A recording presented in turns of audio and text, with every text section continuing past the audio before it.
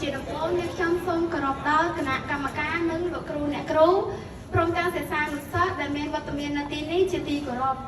យើងខ្ញុំឈ្មោះលីសុវណ្ណបញ្ញាជាសិស្សថ្នាក់ទី9សេក្នុងសាលាវិទ្យាល័យអង្គរជុំយើងខ្ញុំជាបេក្ខជនប្រឡងអំណាចផ្នែកភាសាខ្មែរ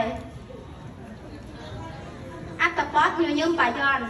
ញញឹមបាយ័នមុខ4បានក្លាយទៅជានិមិត្តរូបល្បីល្បាញមួយសម្រាប់ប្រទេសកម្ពុជារង្វង់ភ័ក្រពណ៌ត្រដែតមានកម្ពស់រហូតដល់4ម៉ែត្រនោះបង្កើតបានជាសុភ័ណ្ឌបាយ័នល្អផ្ដាច់ដោយឡែកនៅចំកណ្ដាលអតីតព្រះរាជធានីអច្ឆរិយៈអង្គរធំរបស់កម្ពុជាបុរាណ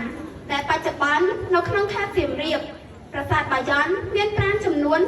54ដែលតំណាងឲ្យចំនួនខេត្តនៅក្នុងចក្រភពខ្មែរកាលពីអតីត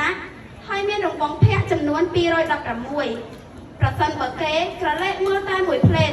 រង្វង់មុខរបស់បាយ័នទាំងអស់គ្មានអ្វីខុសប្លែកពីគ្នាឡើយប៉ុន្តែប្រសិនបើគេពិនិត្យដោយយកចិត្តទុកដាក់នោះគេពិតជាអាចសង្កេតឃើញថា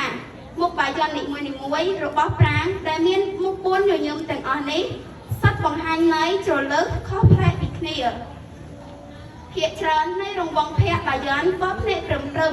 ប៉ុន្តែខ្លះទៀតសម្លែងចំដោយភាពម៉ឺងម៉ាត់មុខបាយ័នខ្លះញញឹមបែបស្ងប់ស្ងៀមឯមុខបាយ័នខ្លះបាយ័នមួយចំនួនដោយឡែកញញឹមយ៉ាងប្រឹងប្រៃប៉ុន្តែខ្លះទៀតបែរជាញញឹមស្ងួតក្រៀមក្រំចិត្តទៅវិញប៉ុន្តែតាមទស្សនៈខ្លះទៀតគេឲ្យមតិស្រាប់គ្នាថារង្វង់មុខទាំងអស់សុទ្ធតំណាងឲ្យភាពទាំង4ដែលជនជាតិខ្មែរយល់ថាជាគុណធម៌ចាំបាច់សម្រាប់មេដឹកនាំជាតិប្រកបដោយគតិបណ្ឌិតភាពញញឹមទាំងឡាយដែលជាភាពញញឹមអតិស័កមានបង្កប់នៅអត្ថន័យនេះនៅតែជាស្នាដៃឆ្នើមមួយដែលបានធ្វើឲ្យគេកាន់តែចង់ឃើញនិងចង់ស្វែងយល់ដូចតែគេចង់ស្គាល់និងប្រស្រ័យជាមួយប្រទេសកម្ពុជាតទៅឆ្ងាយដែរ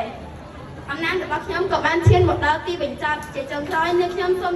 ជូនពរលោកគ្រូអ្នកគ្រូនិងសិស្សានុសិស្សដែលមានវត្តមាននៅទីនេះឲ្យជួបតែប្រទេសតែពុទ្ធពោទាំង4ប្រការគឺអាយុវណ្ណៈសុខៈពលៈកំបីឃ្លាតគ្រៀងឡើយសូមអរគុណអរគុណ